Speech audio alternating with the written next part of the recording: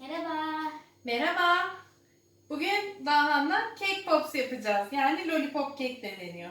Evet. Şimdi bize lazım olanlar bir tane kek. Kakaolu da olur, sade de olur ama önemli olan içerisinde çikolata ya da üzüm gibi bir şeyler olmaması. Dümdüz olacak. Evinizde hazır yapmaya üşeniyorsanız hazır kek de alabilirsiniz ama ev kekiyle yaptığınızda cake pops'un lezzetine de yansıyacaktır. Bu. İkincisi kremaya ihtiyacımız var. Yaklaşık bir kutu krema. Evet. Kaplamak için çikolataya ihtiyacımız var. Beyaz ve bitter çikolata ayarladık biz. Ve kaplama şekerlerimiz var. Şimdilik biz konsept cake pop yapmayacağız. Sadece süslü cake poplar yapacağız. Bir sonraki videomuzda da Angry Birds konseptli cake pops yapacağız. Bu konsepte de nasıl karar verdik? Anket sonucunda izleyiciler önce bunu hazırlamamızı istedi. Biz Evet. bu konseptten ilerliyoruz. Artık anket açıldı. 1000 abone sayesinde. Teşekkür ederiz. Evet, teşekkür ederiz. Daha etkileşimli, daha güzel bir kanal olacak artık. Ve aynı zamanda cake pops için çubuklara ihtiyacımız var. Evet, çok güzel gözüküyor. Şimdi işlemi yapmaya başlayalım. Yakın zaman içerisinde radyo programına girdik. Çok mutluyuz.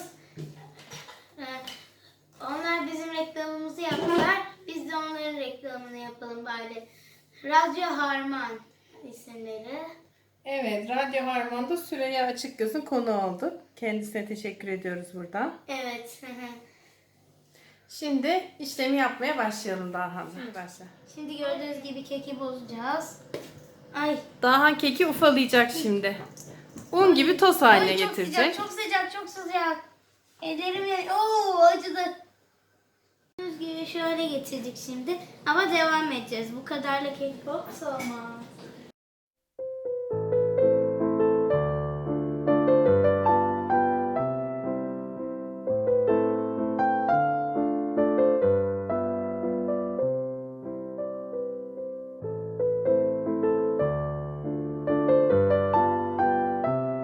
Bu arada elinde güzel kek tarifi olmayanlar varsa kanalımızda çok güzel kakaolu kek yapım videosu da var. Onu da inceleyebilirsiniz. Evet, tavsiye ederiz. Kek yapımının linkini videonun bilgi kısmında paylaşırım. Oradan bakabilirsiniz.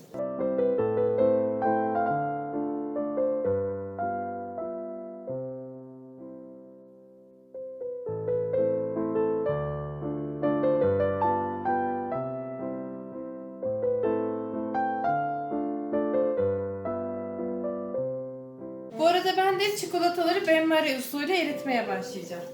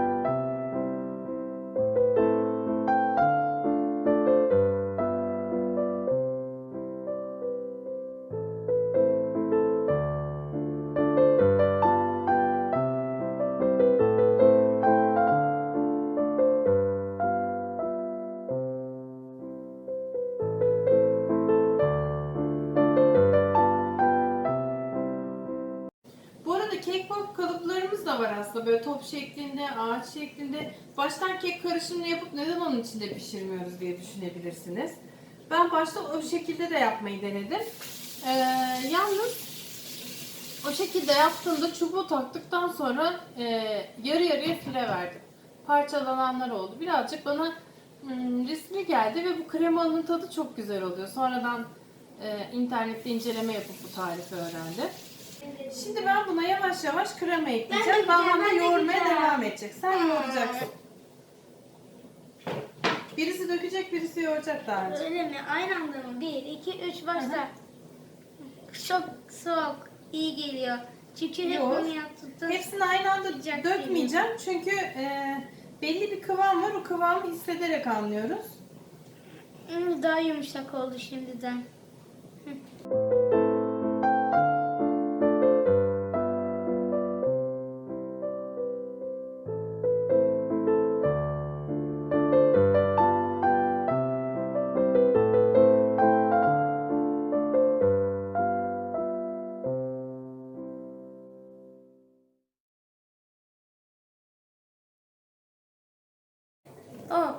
Dur. Anne şuradaki yandı. Son kıvamını ben kontrol edeyim mi daha? Sen ellerini yıka. Azıcık mola vereyim. Tamam, sen Gerçekten dinlen. Daha yıkanmadı. Gayet güzel yapmış. Kıvam çok iyi durumda. Oley! Aferin Dahancığıma.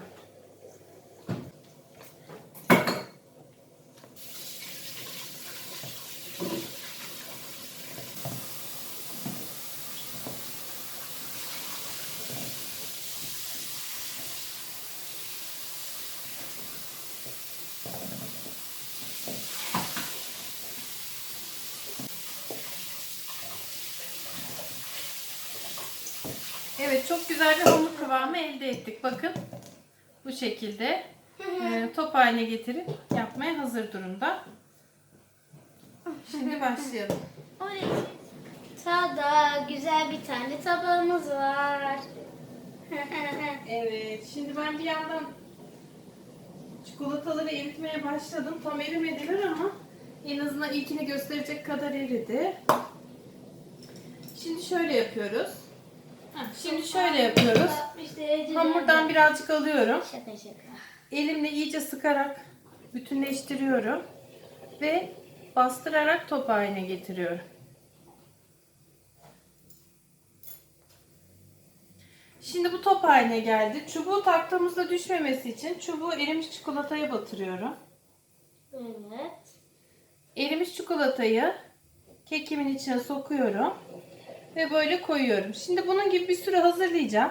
Sonra bunları 10 dakika buzdolabında dinlendirdiğimde bu içine soktuğum erimiş çikolata donacak ve çubuğun keke düzgün yapışmasını ve dağılmamasını sağlayacak.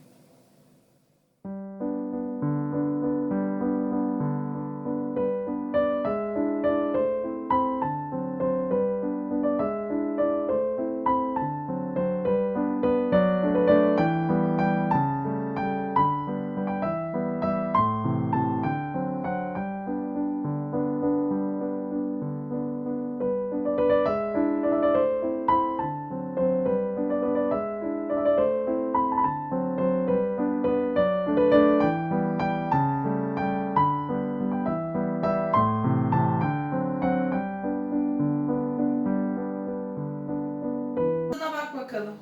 Hemen.